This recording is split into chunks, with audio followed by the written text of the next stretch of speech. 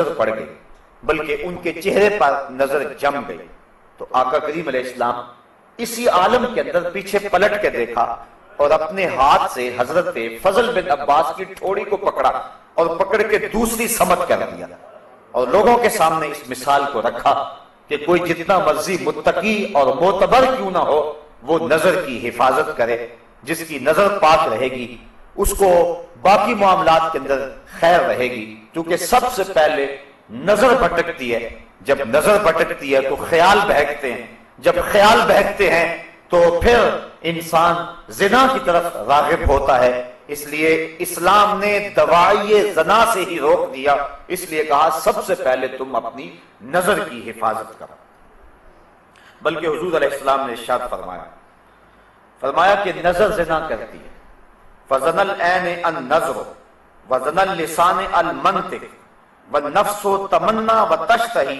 وَالْفَرْجُ يُصَدِّقُ ذَلِكَ كُلَّهُ وَيُكَذِّبُهُ۔ فرمایا کہ انسان کی نظر کا زنا یہ ہے، آنکھ کا زنا یہ ہے کہ آدمی دیکھے کسی کو، اور فرمایا زبان کا زنا یہ ہے کہ بات کرے، پھر نفس جو ہے اس کی تمنا کرتا ہے اور اس کی آرزو کرتا ہے، پھر انسان کی شرمگاہ یا اس کی تصدیق کر دیتی ہے تمام کی تمام، اور یا پھر ان تمام کی وہ نفی کر دیتی ہے۔ دو صورتوں میں ایک صورت ضرور ہوتی ہے۔ اس لیے اپنی نظر کی حفاظت کرے اور اپنی آواز سے بھی حفاظت کرے۔ آج کل موبائل کے ذریعے سے مختلف پیکج آئے ہیں اور گفتگو کا زنا اور نظر کا زنا پورے عروج پہ ہے۔ جب کسی قوم کے اندر یہ بدی پھیلتی ہے تو اللہ اس قوم سے برکت کو اٹھا لیتا ہے۔ آج ہمارے میں برکت نہیں ہے، دولت کی کثرت کے باوجود بھی ہر بندہ شاکی ہے۔ جب تک ہماری نظر طاہر اور پاک نہیں ہوتی ہے ہمارے من کے اندر اجالے اور روشنیاں پیدا نہیں ہو سکتی ہیں۔ تو اللہ تعالیٰ نے اہل ایمان کو یہ حکم دیا، اے محبوب آپ ارشاد کر دیں اہل ایمان کو یغضوا من ابصارہم، کہ وہ اپنی نظر کی حفاظت کریں۔ اگر انسان کی نظر پڑ جاتی ہے تو اس کے لیے حکم ہے النظرۃ الاولی والثانیۃ علیک، فرمایا پہلی نظر تجھے معاف ہے چونکہ اس میں تیرا قصد نہیں ہے۔ اگر اسی نظر کے تسلسل کو برقرار رکھتا ہے یا دوسری مرتبہ دیکھتا ہے تو فرمایا وہ تیرے اوپر وبال ہوگی۔ تو پہلی نظر کی معافی دی گئی، کیونکہ اسلام جو ہے وہ دین فطرت ہے۔ تو جہاں انسان کی جہاں کمزوری ہے، جہاں اس کی بے اختیاری ہے، وہاں چھوٹ دے دی گئی۔ لیکن اس کے بعد اگر اس نظر کا تسلسل برقرار رہتا ہے یا پھر دوسری نظر کوشش کر کے دیکھتا ہے اور تعاقب کرتا ہے تو پھر فرمایا وہ تیرے اوپر وبال ہے۔ اور وہ آنکھ جو غیر محارم کو دیکھتی رہی کل قیامت کے دن جہنم کی آگ سے بن دی جائے گی۔ اور تین آنکھیں حضور نے فرمایا قیامت کے دن کوئی آنکھ نہیں ہوگی جو رو نہیں رہی ہوگی، صرف تین آنکھیں ہوں گی کہ جن میں آنسو نہیں ہوں گے اور جو نہیں رو رہی ہوں گی۔ ایک وہ نظر جو غیر محارم کی طرف دیکھنے سے بچی، دوسری وہ نظر جو اللہ جل شانہ کی راہ میں اس کے راستے کے اندر جاگتی رہی، پہرا دیتی رہی، سرحدوں کے اوپر محافظت کرتی رہی، اور تیسری وہ نظر وہ آنکھ کہ خوف خدا میں مکھی کے سر کے برابر اس سے آنسو نکل آئے۔ تو فرمایا یہ تین آنکھوں کے علاوہ باقی جتنی بھی آنکھیں ہیں وہ قیامت کے دن رو رہی ہوں گی۔ تو اپنی نظر کی حفاظت یہ بہت ضروری ہے، اور اللہ تعالیٰ نے قرآن مجید کے اندر یہاں خصوصیت کے ساتھ اس کا تذکرہ ارشاد فرمایا وَيَحْفَظُوا فُرُوجَهُمْ ذَلِكَ أَزْكَىٰ لَهُمْ، اور اپنی شرمگاہ کی حفاظت کریں، یہ بہتر ہے ان کے لیے۔ ان اللہ خبیر بما یصنعون، بے شک اللہ ان کے کاموں کی خبر رکھتا ہے۔ یعنی اگر تم اپنی نظر کو محفوظ نہیں رکھ پاتے تو مت سمجھو کہ کسی نے دیکھا نہیں ہے، تمہارا رب دیکھ رہا ہے، اس کی نظر سے کوئی شے پوشیدہ نہیں ہے، ایک ایک چیز لکھی جا رہی ہے اور اس کا حساب کل تمہیں دینا پڑے گا۔ تو فرمایا وہ جانتا ہے، وہ دیکھتا ہے، اگر تم بچ جاؤ تو پھر بھی دیکھ رہا ہے، اور اگر تم نہ بچو تو وہ پھر بھی دیکھ رہا ہے۔ تو یہ اہل ایمان کو حکم دیا گیا۔ دوسری طرف عورتوں کو حکم دیا گیا وَقُلْ لِلْمُؤْمِنَاتِ يَغْضُضْنَ مِنْ أَبْصَارِهِنَّ، اور اے محبوب مسلمان عورتوں کو بھی حکم دیں کہ وہ بھی اپنی نظروں کو نیچا رکھیں۔ اگر مرد کو روکا گیا ہے کہ وہ غیر محرم عورت کی طرف نہ دیکھے تو عورت کو بھی روکا گیا ہے کہ وہ غیر محرم مرد کو نہ دیکھے۔ حضرت ام سلمہ رضی اللہ تعالی عنہ حضور کی زوجہ محترمہ ہیں، حضرت میمونہ رضی اللہ تعالی عنہ کے گھر گئیں اور وہ بھی حضور کی زوجہ ہیں۔ تو حضرت عبداللہ ابن مکتوم آئے تو یہ ان کو دیکھنے لگے، تو حضور علیہ السلام نے فرمایا کہ پردہ کرو۔ حیرت سے عرض کی حضور یہ تو نابینے ہیں، تو حضور علیہ السلام نے فرمایا یہ نابینے ہیں، تم نابینا تو نہیں ہو، یعنی عورت کو بھی منع کر دیا کہ تو مرد کو نہ دیکھے۔ بلکہ حضور نبی رحمت صلی اللہ علیہ وآلہ وسلم کی پیاری صاحبزادی سیدہ فاطمہ الزہرا رضی اللہ تعالی عنہا سے پوچھا گیا کہ عورت کے لیے بہترین پردہ کیا ہے، تو سیدہ فرمانے لگی کہ عورت کا بہترین پردہ یہ ہے کہ نہ وہ مرد کو دیکھے اور نہ کوئی مرد اس کو دیکھے۔ بلکہ حضرت فاطمہ رضی اللہ تعالی عنہا اس وجہ سے پریشان رہا کرتی تھی کہ اب تو میں اپنے پردے کی حفاظت کرتی ہوں، جب موت طاری ہو گئی تو پھر اس کے بعد چارپائی کے اوپر اٹھا کر کے قبرستان میں لے جاتے ہیں اور عورت کے جسم کی ڈیل ڈھول جو ہے اس کو مرد دیکھتے ہیں، تو میرے لیے یہ بھی پریشانی کا باعث ہوگا۔ تو وہ اس معاملے میں سخت متفکر رہا کرتی تھی۔ حضرت اسماء بنت امیس رضی اللہ تعالی عنہا سے انہوں نے ایک دن یوں بات کی تو وہ فرمانے لگی کہ میں نے حبشے کے اندر لوگوں کو دیکھا ہے کہ وہ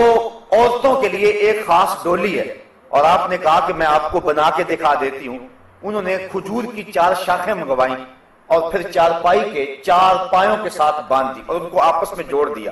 اور اس کے اوپر پردہ ڈال دیا اور کہا کہ میں نے یوں حبشہ کے اندر دیکھا ہے۔ تو حضرت فاطمہ الزہرا اتنا خوش ہوئی اس بات پر کہ یہ ایک اچھا طریقہ مل گیا ہے اور اس طرح عورت مرنے کے بعد بھی اپنے پردے کی اور اپنی آبرو کی اس طرح سے حفاظت کر سکتی ہے۔ تو یعنی اس انداز کے ساتھ اور اس صورت کے اندر جو ہے وہ ہمیں سبق اور درس دیا گیا۔ اور سیدہ فاطمہ الزہرا تو وہ ہیں کہ سورج نے بھی کبھی ان کے بال نہیں دیکھے تھے، بلکہ قیامت کا دن ہوگا اور جب سیدہ فاطمہ الزہرا رضی اللہ تعالی عنہا 70,000 حوروں کے جلوہ میں میدان حشر سے گزریں گی تو ایک دم آواز آئے گی یا معشر الجمع غضوا ابصارکم، اے اہل معاشر اپنی نگاہوں کو نیچا کر لو، اس لیے کہ محمد صلی اللہ علیہ وآلہ وسلم کی بیٹی فاطمہ کا گزر ہو رہا ہے۔ تو اہل معاشر کو نظریں جھکانے کا کہا جائے گا چونکہ انہوں نے زندگی میں اپنے پردے کی اپنی جان سے زیادہ حفاظت کی، اور اللہ تعالیٰ جل شانہ ان کو قیامت کے دن بھی اس انداز کے ساتھ اعزاز و تکریم عطا فرمائے گا۔ حج کے موقع پر ایک آزمائش ہے، احرام کی شرط ہے کہ عورت اپنے چہرے کو نہ چھپائے، یعنی اپنے چہرے کو ننگا رکھے۔ کیوں؟ اس لیے کہ امتحان گاہ میں مرد اور عورت کھڑے ہوتے ہیں، اللہ کا گھر سامنے، اللہ دیکھنا چاہتا ہے میرا بندہ میرے سے ڈر کر کے اپنی نظر کی حفاظت کرتا ہے کہ نہیں کرتا ہے۔ ایک طرف عورت کو کہا کہ چہرہ نہیں چھپانا اور دوسری طرف مرد کی آزمائش ہے کہ تو نظر کی حفاظت کرنا ہے۔ وہ ایک مشق کروائی جا رہی ہے کہ حج کے بعد اس کو کف بصر کی عادت پڑ جائے اور وہ اللہ تعالیٰ کے بابرکت گھر کے سامنے جو مزاج پختہ کر کے آیا ہے بعد میں بھی اس مزاج پر عامل رہے۔ لیکن حضرت عائشہ رضی اللہ تعالیٰ عنہ فرماتی ہیں کہ احرام کی شرط تھی چہرہ ننگا رکھنا، لیکن جب مرد ہمارے سامنے آتے تھے تو ہم کسی پنکھے کے ساتھ، وہ جو دستی پنکھا ہوتا ہے، اور کسی ایسی چیز کے ساتھ یا کپڑے کے ساتھ، یعنی چہرے کو تو لگا نہیں سکتے، اس سے تو جو ہے وہ پھر دم پڑ جائے گا اگر چہرہ چھپ گیا، تو دور کر کے مردوں کے سامنے کر دیتے تھے کہ اس حالت میں بھی وہ ہمارا چہرہ نہ دیکھ سکے۔ حضرت سیدہ فاطمہ الزہرا رضی اللہ تعالی عنہ کا پردہ، حضرت عائشہ رضی اللہ تعالی عنہ کا پردہ، بلکہ مشکات کتاب الجنائز کی آخری روایت ہے۔ حضرت عائشہ رضی اللہ تعالی عنہ فرماتی کہ حضور کے وصال کے بعد، حضرت سیدنا صدیق اکبر کے وصال کے بعد بھی میں جب ان کی قبور پر زیارت کے لیے جاتی تو میں معمولی اوڑھنی اوڑھ کے چلی جاتی اس خیال سے کہ ایک میرا شوہر ہے اور دوسرا میرا والد ہے، تو میں معمولی اوڑھنی اوڑھ کر کے وہاں چلی جایا کرتی، حضور کی تربت انور کی زیارت کیا کرتی۔ فرمایا پھر کچھ عرصہ گزرا کہ حضرت عمر فاروق رضی اللہ تعالی عنہ کی بھی تدفین ہو گئی۔ اب ام المومنین کیا فرماتی ہیں فواللہ ما دخلتہ الا وانا مشدودۃ علی ثیابی حیاء من عمر، کہ اس کے بعد جب بھی میں جاتی تو موٹا کپڑا لے کر جاتی، مجھے حضرت عمر سے حیا آیا کرتی تھی۔ ایک تو یہاں حضرت ام المومنین کا عقیدہ سمجھیے، اور دوسرا حیا کی کیفیت یہ ہے کہ حضرت عمر فاروق رضی اللہ تعالی عنہ سے جو کہ قبر میں ہیں اور مٹی کے کتنے پردے ہیں اوپر، لیکن فرمایا اس کے باوجود میں اوڑھنی اوڑھ کے جایا کرتی تھی کہ مجھے حضرت عمر فاروق سے حیا آیا کرتی تھی۔ اللہ کے محبوب علیہ السلام نے ارشاد فرمایا کہ نساء کاسیات عاریات مائلات ممیلات رؤوسہن مثل اسنمۃ البخت لا يدخلن الجنۃ ولا یجدن ریحہا۔ فرمایا بہت ساری عورتیں کہ جنہوں نے کپڑے تو پہنے ہوئے ہیں لیکن ان کا لباس اس طرح کا ہے کہ ان کے ابھار اور ان کی پردے والی چیزیں ظاہر ہوتی ہیں، وہ لوگوں کو اپنی طرف مائل کرنے والی ہیں اور لوگوں کی طرف مائل ہونے والی ہیں، اور ان کے سر ایسے ہیں جس طرح بختی اونٹوں کی کوہانے ہوں۔ حضور نے فرمایا کہ وہ عورتیں کبھی بھی جنت میں داخل نہیں ہوں گی، بلکہ وہ جنت کی خوشبو بھی نہیں پائیں گی۔ اور احادیث میں آتا ہے کہ جنت کی خوشبو 500 سال کی مسافت سے آنا شروع ہو جائے گی۔ ابھی بندہ 500 سال دور مسافت پہ ہوگا کہ جنت کی مہک آنا شروع ہو جائے گی، لیکن جو عورتیں لباس پہننے کے باوجود بھی برہنہ رہتی ہیں اور جو لوگوں کو مائل کرتی ہیں اور ان کی طرف مائل ہوتی ہیں، اقبال نے کہا تھا نوجوانہ چو زنا مشغول تن از حیا بیگانہ پیرانے کہن، کہ میری قوم کی حالت یہ، آج سے 60-70 سال قبل اقبال نے کہا میری قوم کی حالت یہ ہے کہ جو جوان ہیں وہ اپنے تن میں مشغول ہو گئے، ہر وقت کنگھی پٹی میں لگے رہتے ہیں، ہر وقت وہ اپنے جسم کو سنوارنے میں لگے رہتے ہیں، جبکہ یہ وظیفہ عورتوں کا ہے، یہ مردوں کا نہیں ہے۔ لیکن بیوٹی پارلر پہ اب تو مرد بھی سج کے آتا ہے عورت کے ساتھ ساتھ۔ تو نوجوانہ چو زنا مشغول تن، تو اقبال کہتا ہے کہ جو